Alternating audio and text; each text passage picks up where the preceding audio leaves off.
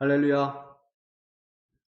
오늘은 요한복음 7장 37절과 38절 말씀을 가지고 하나님의 은혜를 나누겠습니다. 요한복음 7장입니다. 요한복음 7장 37절부터 39절까지 말씀을 함께 봅니다. 찾으셨죠? 같이 읽겠습니다.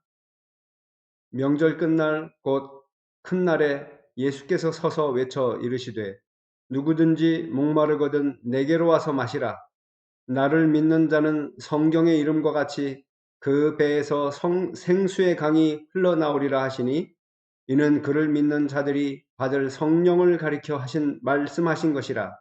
예수께서 아직 영광을 받지 아니하셨으므로 성령이 아직 그들에게 계시지 아니하더라. 아멘. 기도하겠습니다. 우리의 생명을 주관하시는 주여, 이 시간에도 주님, 우리 각 심령들을 붙들어 주시고 치료하시며 성령 충만함을 주사 하나님의 자녀로 이 땅을 당당하게 다스리며 정복할 수 있는 믿음의 사람들로 일어서도록 은혜 베풀어 주시기를 원합니다. 각자의 현장에 믿음으로 세워져서 하나님이 주신 선교사의 사명을 감당하기에 부족함이 없게 하옵소서. 예수 그리스도의 이름으로 기도하옵나이다. 아멘. 우리가 현장에 사역을 하다 보면 뭔가 나의 한계에 부딪힐 때가 많고 내가 힘이 없다. 참 나는 연약하구나. 이렇게 발견될 때가 종종 있습니다. 그런데 성경을 보면 많은 신앙의 위인들이 그랬어요. 그때마다 하나님이 그들에게 힘을 주셨는데 우리에게 이 힘을 주시겠다고 약속하신 겁니다. 그래서 내 힘으로 하는 것이 아니라 오직 성령이 우리에게 임하시면 그 권능을 가지고 이 사명을 감당하도록 하셨어요. 근데 오늘 본문 말씀 보니까 누구든지 목마르거든 내게로 와서 마시라 말씀하십니다. 예수님께로 가서 뭘 마시래요. 목마른 자는 여러분 우리가 영적인 갈급함을 어떻게 마실 수 있죠? 어떻게 채울 수 있죠? 여러분 좋은 설교 듣는 거는 잠깐뿐이에요. 여러분 좋은 설교, 은혜로운 설교 따라다니려고 하지 마세요. 그게 실수입니다. 좋은 설교, 감동적인 설교 아닙니다. 어디로 가야 되죠? 예수님께로 가야 돼요. 누구든지 목마르거든 내게로 와서 마시라. 예수님께로 가지 아니하면 이 물을 마실 수가 없습니다. 38절 말씀 보면 나를 믿는 자는 성경의 이름과 같이 그 배에서 생수의 강이 흘러나오리라 하시니 아멘. 여러분 이스라엘 백성들이 40년간 광야 생활하는데 제일 첫 번째 1년 동안에 시내산 광야에 머물러서 생활했습니다. 거기에 머물러 있는데 르비딤 반석에서 생수가 터져 나오는데요. 1년 동안 생수가 터져 나오는데 약 250만 명 정도 되는 그 수많은 이스라엘 백성들이 그 물을 거의 1년 동안을 풍족하게 마셨습니다. 그 말은 무슨 말이에요? 쫄쫄쫄 나오는 샘물 가지고서는 안 돼요. 생수의 강이 흘러나오지 않으면 안 되는 겁니다.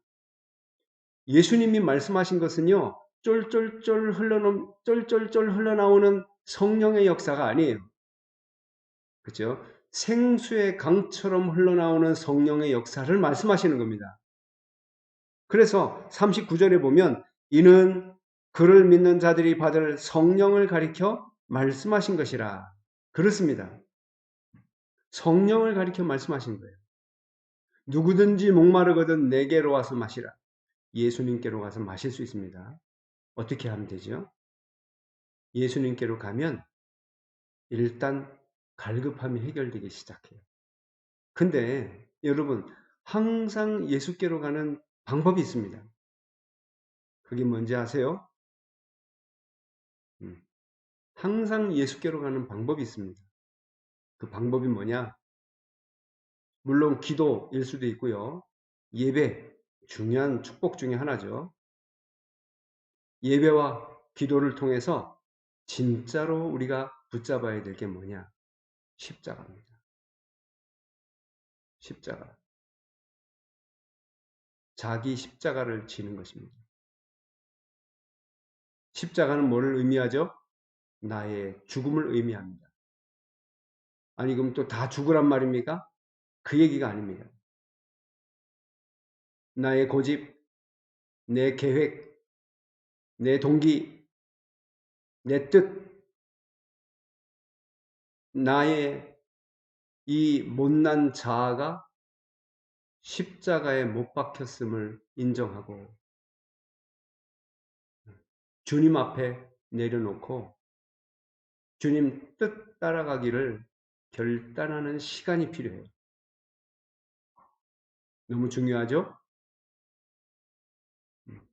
예수께로 가는 길은 십자가밖에 없습니다. 예수님을 영접한 저와 여러분은요, 예수님께로 가는 게 그렇게 어려운 길이 아닙니다.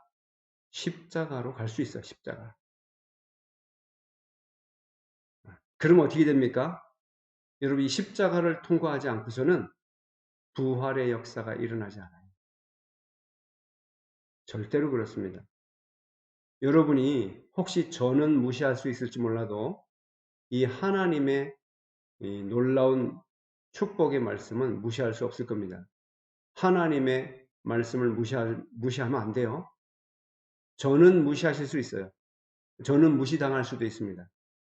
근데 저를 무시할지언정 하나님이 주시는 축복의 원리를 무시하시면 안 돼요. 십자가를 통하지 않고서는 부활의 능력이 없습니다. 또 십자가와 부활을 통과하지 않고서는 성령이 생수의 강처럼 흘러넘치는 이 축복을 모르게 돼 있습니다. 여러분, 그래서 우리에게 길은 십자가입니다. 십자가. 하나님 만나는 길이 십자가입니다. 예. 나를 자신을 이기는 길이 십자가입니다. 십자가. 사탄을 이기는 길도 십자가입니다. 십자가. 그렇습니다. 묵상해 보시기 바랍니다. 세상을 이기는 방법도 십자가입니다. 예수 그리스도의 십자가 외에는 길이 없습니다. 십자가의 길, 그 언약의 여정을 걸어가기 시작하면 곧 부활의 능력이 역사하기 시작합니다. 전에 알던 육신적인 나, 육신적인 가정, 육신적인 어떤 비전, 그게 아니고요. 하나님이 주신 나, 부활하게 돼 있어요. 하나님이 주신 가족, 정체성과 모든 것이 부활하게 돼 있어요. 하나님이 주시는 비전, 이게 살아나게 돼 있습니다. 그게 부활의 역사입니다. 그 이후로 성령이 역사하시게 되는 거예요. 다윗이 그 중요한 축복의 시간을 갖잖아요. 사무엘을 만나서. 그냥 사무엘 만났더니 성령이 역사하시고 그게 아닙니다. 그것이 사무엘을 만난 것이 다윗에게는요. 십자가입니다. 십자가. 아니 사울 왕이 버젓이 살아있는데 다윗을 왕으로 기름 부었어요. 그러면 뻔한 일이 생길 것 아닙니까?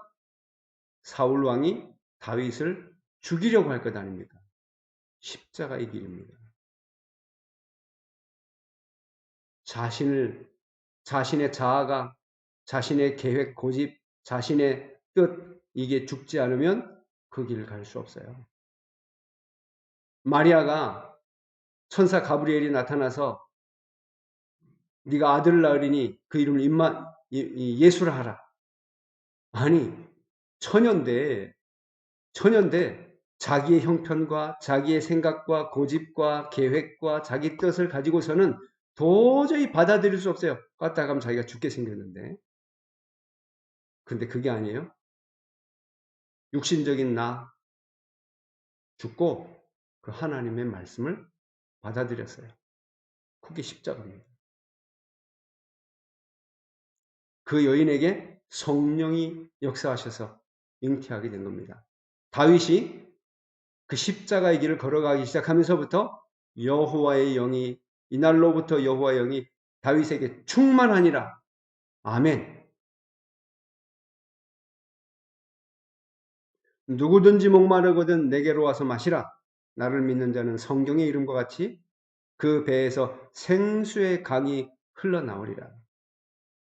저와 여러분 가는 곳마다 성령의 강이 흘러넘쳐서 말씀 운동의 문이 열려지는 중요한 축복이 임하시기를 예수 그리스도의 이름으로 축복합니다.